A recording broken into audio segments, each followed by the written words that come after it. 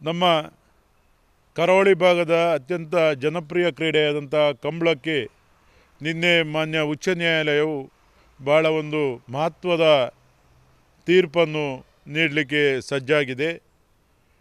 ಈಗಾಗಲೇ ಕಂಬಳ ಈ ಭಾಗದಲ್ಲಿ ಅತ್ಯಂತ ಜನಪ್ರಿಯವಾಗಿ ಬಹಳ ಆಕರ್ಷಿತವಾಗಿ ಅಂತಾರಾಷ್ಟ್ರೀಯ ಮಟ್ಟದಲ್ಲಿ ಕಂಬಳಕ್ಕೆ ಮನ್ನಣೆ ದೊರಕಿದೆ.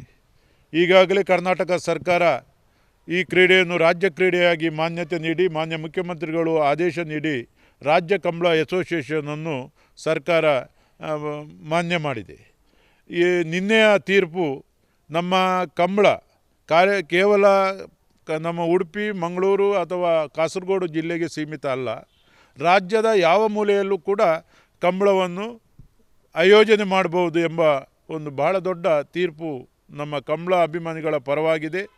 ಇದರ ಹಿಂದೆ ಪೇಟದವರು ಅದನ್ನು ಕಂಬಳವನ್ನು ಬೇರೆ ಎಲ್ಲೂ ಕೂಡ ಮಾಡಬಾರ್ದು, ಅದಕ್ಕೆ ಕೋಣಗಳಿಗೆ ಹಿಂಸೆ ಆಗ್ತದೆ, ಬೆಂಗಳೂರು ಕಂಬಳದಿಂದ ತೊಂದರೆ ಆಗಿದೆ ಎಂಬ ಬಗ್ಗೆ ವಾದ ಮಂಡಿಸಿದರು.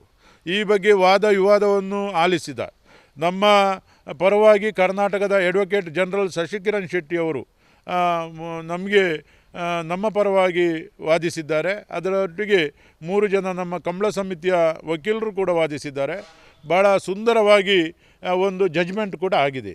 ಈ ಕರ್ನಾಟಕ ರಾಜ್ಯದ ಯಾವ ಮೂಲೆಯಲ್ಲೂ ಕೂಡ ಕಂಬಳ ಮಾಡಿ, ಆದರೆ ಕೆಲವೊಂದು ನಿಯಮಗಳನ್ನು ಪಾಲಿಸಿ, ಶಿಸ್ತನ್ನು ಪಾಲಿಸಿ, ಕೋಣಗಳಿಗೆ ಯಾವುದೇ ರೀತಿಯ ಆರೋಗ್ಯದಲ್ಲಿ ಏರುಪೇರು ಆಗದಂತೆ ಕ್ರಮವಹಿಸಬೇಕು ಎಂಬ ಒಂದು ವಿಚಾರವನ್ನು ಮಾನ್ಯ ಚೀಫ್ ಜಸ್ಟಿಸ್ ಅವರು ತಿಳಿಸಿದ್ದಾರೆ. ಇದು ನಮಗೆ ಭಾಳ ಸಂತೋಷ ಆಗಿದೆ.